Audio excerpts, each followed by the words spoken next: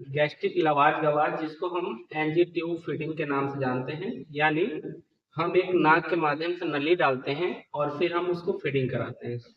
जब कोई patient orally खाना नहीं खा पाता है या कोई भी न्यूट्रिशन नहीं ले पाता है, तब हमें राइस ट्यूब डालने की जरूरत पड़ती है या एनजी ट्यूब फीडिंग करने की जरूरत पड़ती है। ठीक है, तो सबसे पहले हमें क्या करना है, किसी भी पेशेंट को या कोई भी प्रोसीजर स्टार्ट करने से पहले, है ना, हमें क्या करना है, पेशेंट का आइडेंटिफिकेशन चेक करना होता है। और वो बता चुके हैं कैसे चेक करते हैं, आई बेड से पेशेंट से पूछ के, नाम पूछ के, बेड नंबर साइड उसका नाम लिखा रहता है या बेड नंबर से हम पता कर लेते हैं, या फिर हम फाइल से पता करते हैं। ठीक है, उसके बाद से क्या करना है, हमें एक इन्वायरमेंट प्रिपेयर करना है। पेशेंट को कोई भी प्रोसीजर करते हैं देख लेते हैं लाइट प्रॉपर है कि नहीं, उसका अगर पेशेंट किसी के सामने प्रोसीजर नहीं करवाना चाहता तो उसको प्राइवेसी मेंटेन करना होता है ना।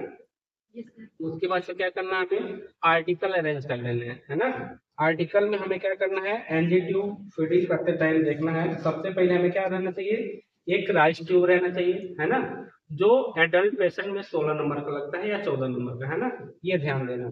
उसके अलावा हमारे पास मेजरिंग कप होना चाहिए, क्योंकि जो भी हम फ्लूइड न्यूट्रिशन देते हैं तो उसको हम मेजर करके ही देना होता है ना, जितना प्रिस्क्राइब होगा होगा उसके अकॉर्डिंग हमें देना होगा।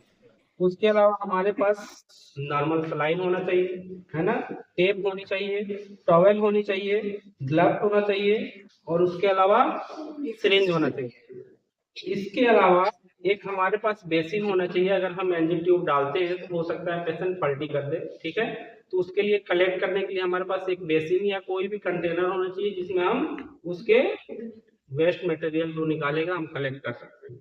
उसके अलावा हमारे पास एक स्टेथोस्कोप होना चाहिए जिससे हम ये पता कर सकते हैं कि राइट ट्यूब सही जगह डला है कि नहीं डला है ना, यानी स्टमक में गया है कि नहीं गया। अब हमें क्या करना है, प्रोसीजर स्टार्ट करने से पहले पेशेंट से परमिशन ले लेनी है ना, वर्बल कंसेंट ले लेना है कि हम आपको ये प्रोसीजर करने जा रहे हैं, है ना, करें या ना करें। अगर वो परमिशन देना है तो पूरा प्रोसीजर उसको एक्सप्लेन करना है, सारी चीजें बता देनी है ना।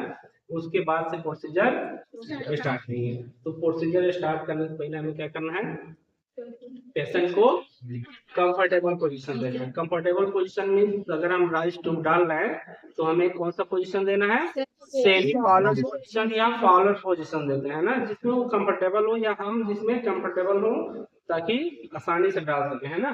तो तुम पोजीशन देते बैठ, हाँ बिल्कुल बैठो। ठीक है, यहाँ कंधे पर रखो, ठीक है, कंधे पर और आगे चढ़ जाओ। ठीक है, ये है सेमी फॉलोअर पोजीशन, और थोड़ा नीचे नीचे भी सेमी, ये है सेमी फॉलोअर पोजीशन। ठीक है, पोजीशन दे लिए, अब हमें करना क्या है कि हैंड हाइजीन करनी है ना, हैंड वॉश करना है। उसके बाद से क्या करना है, ग्लव्स को वियर करना है ताकि इन्फेक्शन से बचा रहो, क्रॉस इन्फेक्शन से, है ना। इसके बाद से क्या करना है, राइस ट्यूब लेना है ना, और राइस ट्यूब की जो साइज होती है वो 16 या 14 होना चाहिए, है ना। और इसका लेंथ जो होता है वो 100 से 105 सेंटीमीटर होता है, जबकि इंसर्ट कितना करना होता है, 55 से 60 सेंटीमीटर। ठीक है, अब हमें क्या करना है, एक चीज और ध्यान देना, राइस ट्यूब कभी भी मेजर करके नापते हैं। देखो मेजर कैसे करना होता है ये देख लो। ठीक है, हमें क्या करना है, मेजर ईयर से नोज ले जाना है।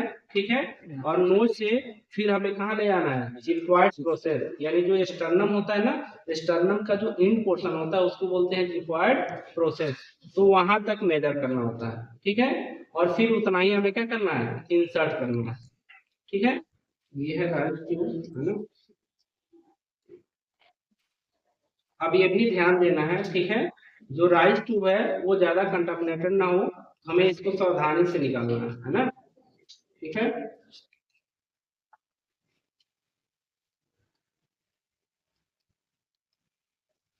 अब क्या करना है, डालने से पहले, है ना, हमें इसको थोड़ा सा इसके टिप पे जेली लगाना होता है ना, ताकि क्या हो, सॉफ्टली इंसर्ट हो।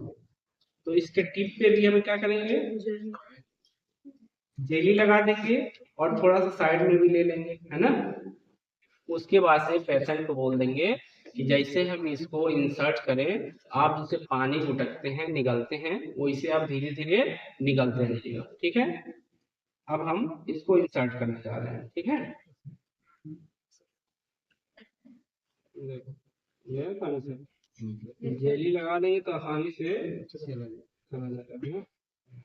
अब हमें क्या करना है, जैसे ही 50 से 60 सेंटीमीटर डाल देंगे है ना, तो फिर हमें इसको चेक करना होता है, ठीक है, कि ये सही जगह डाला है कि नहीं। हमें क्या करना होता है, ये जो सिरिंज है 50 ml का है ना, इसमें एयर ले लेना होता है, ठीक है। उसके बाद से किसी और को दे देंगे इसको है ना। जब भी कोई प्रेस करे तो टाइटली करना है, एक बार प्रेस करना होता है, ठीक है। हाँ, पकड़ो कोई। और फिर हमें क्या करना है, स्टेथोस्कोप से जो स्टमक है, स्टमक के ऊपर फील करना होता है ना। और अगर स्टेथोस्कोप से हमें एयर के बुलबुले सुनाई दे रहे हैं तो सही लगा है ना, सही इंसर्ट किए हैं। अगर यही स्टमक की जगह लंग्स में चला जाता तो ये साउंड सुनाई नहीं देता। इसके अलावा अगर मान लो मेरे पास स्टेथो नहीं है, फिर पता करना हो कि स्टमक में गया है कि नहीं गया है, तो हमें क्या करना है, गैस्ट्रिक कंटेंट को बाहर निकालना है ना। जो भी लिक्विड है स्टमक में उसको बाहर एस्पायरेट करेंगे, खींचेंगे, तो उसका कंटेंट जो आएगा उससे हम पता कर सकते हैं कि स्टमक आ रहा है कि नहीं आ रहा है। अगर लंग्स में गया होगा तो म्यूकस टाइप का आएगा, अगर स्टमक में गया होगा तो वो उसका पीएच बढ़ा होगा या फिर हल्के पीला कलर का आता है, जिससे हमें पता चल जाता है कि स्टमक में इजली गया है। अब करना क्या होता है, टेप चिपकाना होगा है ना। तो टेप चिपकाने से क्या करते हैं, सबसे पहले ये जो एनजी ट्यूब है इसमें लपेट लेते हैं, ठीक है, ताकि फिक्स हो जाए है ना। उसके बाद से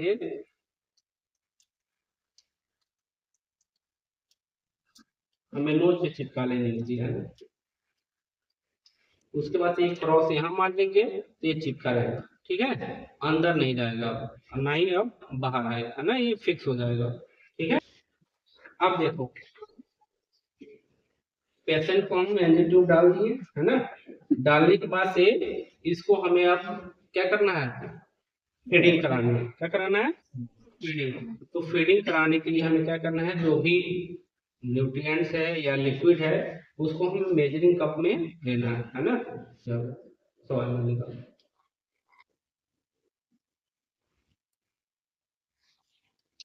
अब डॉक्टर प्रिस्क्राइब किया कि हमें 100 ml क्या करना है, एनएस सलाइन डालना है या न्यूट्रिएंट डालना है, तो हम क्या करेंगे, मेजरिंग कप में 100 ml ले लेंगे है ना।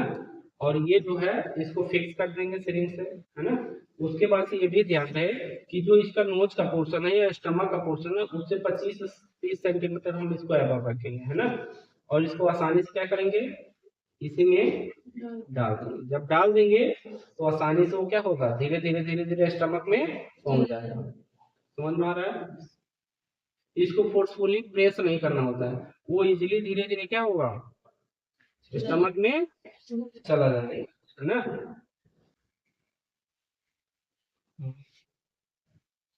अब ये ध्यान देना है कि जैसे अभी न्यूट्रिएंट्स दे दिए, इसको लिक्विड दे दिए है ना। अब डॉक्टर प्रिस्क्राइब किया है कि हमें 8 घंटा बाद ही 100 ml देना है ना।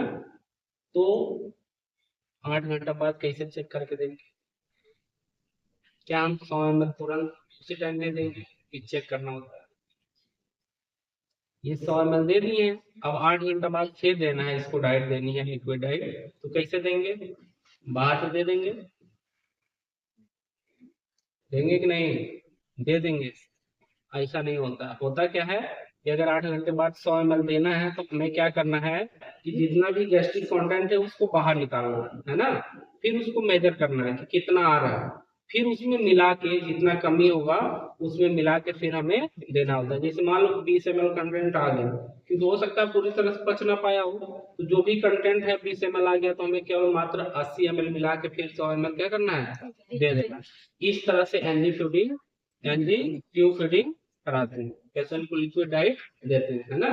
ये सारा चीज करने के बाद हमें क्या करना है, इसको रिमूव कर देना है, ये ऐसे ही लगा के छोड़ देते हैं ना, क्योंकि जब जब जरूरत पड़ेगा तो देते रहेंगे है ना। फिर इसको क्या करना है, डिस्कार्ड कर देना है ना, ग्लव्स को रिमूव कर देना है, फिर चार्टिंग कर देनी है और फिर क्या करना है, डॉक्टर को बताना है ना। इसके दौरान, प्रोसीजर के दौरान कोई भी कॉम्प्लिकेशन एराइज होता है ना, जैसे हम एंजिन ट्यूबिंग डाल रहे थे, उस टाइम पेशेंट को पलटी आ रहा है, या फिर मतलब पेशेंट डलवाना नहीं चाह रहा है, ठीक है, या फिर सेमी फॉरवर्ड पोजीशन में कंफर्टेबल नहीं है, तो हमें क्या करना है, इसको लेफ्ट लेटरल पोजीशन देना होता है। क्या देना होता है? जैसे पेशेंट अनकॉन्शियस हो, है ना, तो उसको सेमी फॉरवर्ड पोजीशन दे सकते हैं। तो कौन सा पोजीशन देंगे? लेफ्ट लेफ्ट, हमेशा याद रखना, ठीक है। लेफ्ट लेफ्ट कौन सा है? ये वाला, है ना, ऐसे पोजीशन देना, लेफ्ट लेफ्ट। फिर इसे पलटी भी करा सकते हैं, वैसे ही डाल समझ में आ गया? ये है प्रोसीजर किसका? गैस्ट्रिक लवाज का या एंजियोट्यूब फीडिंग। सबको समझ में आया? Thank you.